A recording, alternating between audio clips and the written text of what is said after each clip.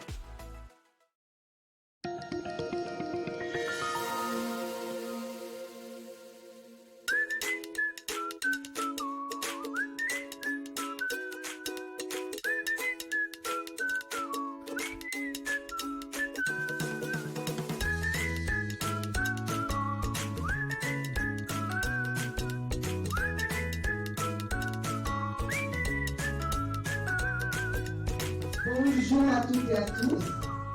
Merci d'être venus à la marche pour la vue. Je pense qu'on va faire, écoutez, le temps le permet, on a eu très peur parce qu'on nous annonçait un épisode Sévenol. Bon, il n'y a pas une grande foule, mais bon, les meilleurs sont là. Merci Isabelle Meunier, professeure d'ophtalmologie qui nous vient de Montpellier. Tout à l'heure, elle prendra la parole, mais là, elle va s'oxygéner, prendre l'air de ses veines. Et un grand merci également à l'équipe de vélo sprint Besséjois, avec son président Fabrice Rouzet. Je crois qu'on va les refaire sur leur bel habit de cyclo. En tout cas, merci. Ils ont fait aussi un petit don à l'IRRT.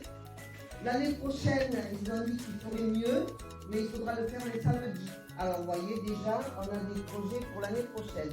En tout cas, l'essentiel, c'est que vous soyez là. Le slogan, c'est « Participer, c'est faire avancer la recherche ». Voilà. Merci à toutes et à tous.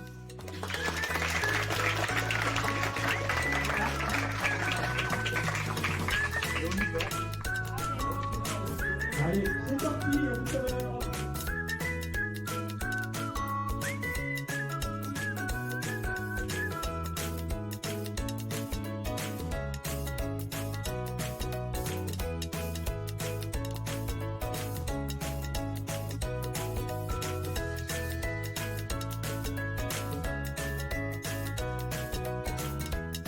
Écoutez, on est sur un chemin le long de la Gagnère qui s'appelle Au fil de l'eau. J'ai une charmante guide. J'ai l'impression qu'il y a un diplôme. Magnifique, le soleil est là. Un peu moins de monde que prévu. Mais écoutez... Mais ils sont vaillants. Ils sont vaillants. Je crois que ce sera une belle journée et qu'on arrivera à récolter un petit peu.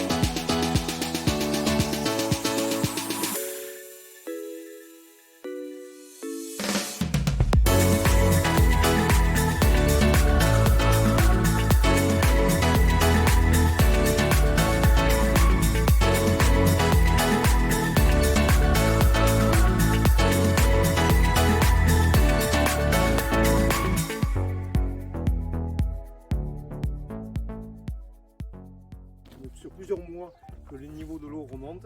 Et en fait, il est remonté en quelques semaines à peine. Et maintenant, il arrive à, on va dire, à 25 mètres, 30 mètres sous nos pieds. Voilà. D'accord. Il y a quand même de l'eau alors. Ah ben, il y a Ah oui. des millions de mètres cubes C'est d'eau. dommage Ah ouais. quand on est en période de sécheresse. Alors donc on a On fait peut pas des essais, pomper les agriculteurs ont fait des essais de pompage. Ouais. En fait, ce qu'il fallait pour pouvoir l'exploiter, c'est faire un bassin de rétention quelque part, Oui. pomper Oui. toute l'année, parce Oui. que l'État n'avait pas voulu qu'on rabatte la nappe et qu'on remonte, et ainsi de suite. Donc du coup, il nous avait dit, si vous pompez, vous descendez le niveau et après vous le maintenez. Comme ça évite des mouvements de surface. Voilà. Et donc ça a été abandonné pour le moment, mais il reste encore cette région. La mairie d'ailleurs est propriétaire de l'endroit où il y a 3 forages et des pompes qui vont avec.